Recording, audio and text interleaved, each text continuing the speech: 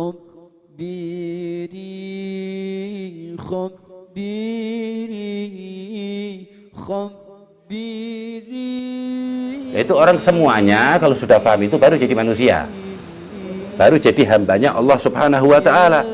Jadi kalau orang yang lepas, ya, lepas dari kontrol yang Allah turunkan, yaitu Al-Quran dan sunnah Nabi Muhammad SAW atau syariat Nabi Muhammad yang disyariatkan Nabi Muhammad SAW, lepas kontrol, itu nggak beda dengan syaitan. Paham nggak? Orang-orang seperti itu dilihat aja udah bikin sumpah. Alladzi yuwaswisu fi sudurin nas. Dilihat itu bikin nggak enak hati, was-was.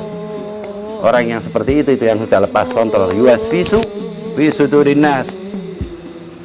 Orang kufar, orang yang nggak percaya dengan Allah, yang lupa dengan Allah, nggak pernah sujud sama Allah, sama seperti setan. Yuwaswisu fi sudurin nas.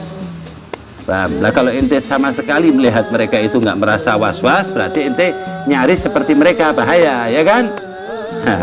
Kita lihat setan nggak merasa apa-apa, kan? Setan itu kan dua, kan, kata Allah Ta'ala, minal jinnati wan nas, dari golongan manusia dan dari golongan jin dan manusia. Berarti lebih banyak jin. Allah menyebutkan jinnya yang pertama minal jinnah, berarti lebih banyak setan dari golongan jin, wan nas, dan manusia. Jadi kita berusaha. Nah, kalau sudah berusaha, ya, Allah Subhanahu wa Ta'ala membebaskan kita dari sifat-sifat syaitaniyah.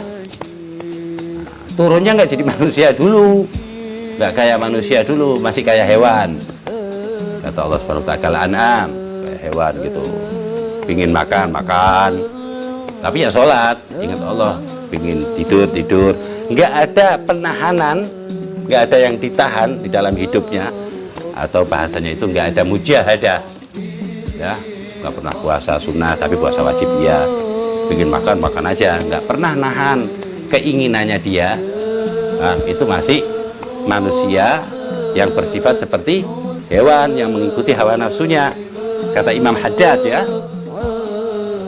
seorang yang ahli Al-Quran, Imam Haddad itu dia menafsirkan Al-Quran, nanya langsung dengan Nabi Muhammad SAW. Paling paham itu di zamannya Imam Haddad, ya.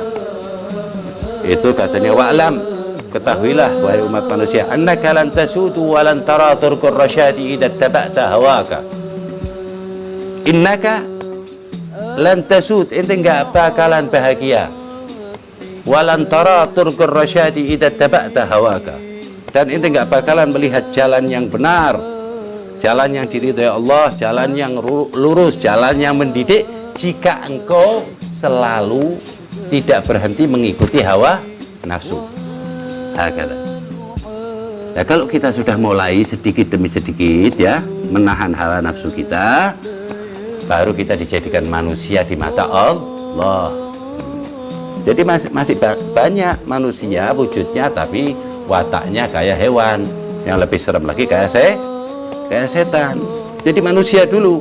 Setelah jadi manusia, baru Allah Ta'ala menggolongkan kita dari hamba-hambanya Allah Subhanahu wa Ta'ala, yaitu yang dia bisa menahan nafsunya dari amarah, nafsu amarah, ya, yang selalu nurutin, ya, yang buruk, bisu, yang selalu nurutin yang buruk-buruk, yaitu nafsu amarah, sampai jadi nafsul mutmainnah, lawamah, terus mutmainnah, baru Allah Ta'ala menggolongkan orang itu ke dalam hambanya Allah Subhanahu wa Ta'ala. Ya ayyatuhan nafsul mutmainnah, wahai yang mempunyai nafsul mutmainnah. Lewatnya tadi, ya, lewatnya panjang gitu. Semoga dipermudah kita, ya, untuk bisa mendapatkan predikat mempunyai nafsul mutmainnah, radhiyah, mardhiyah, ya. Kata Allah Ta'ala, ya nafsul mutmainnah, irji'i ila rabbiki radiyatan mardhiyah. Jadi pulang kepada Tuhan kamu dalam keadaan diridhoi oleh Allah Subhanahu wa Ta'ala, wa mardhiyah, ya. Nah, semuanya Allah Subhanahu wa Ta'ala sudah ngunci bahwa ente sudah disenengin sama Allah Ta'ala. Kata radiyatan mardhiyah fadkhuli fi ibadi, baru ente digolongkan hambanya Allah itu setelah lewatin nafsu-nafsu tadi. Baru Allah mempersilahkan masuk surga. Wadkhuli jannati, wadkhuli fi ibadi wadkhuli jannati. Masuklah dalam golongan hamba-hambaku, masuklah surgaku. Maka masuklah surgaku.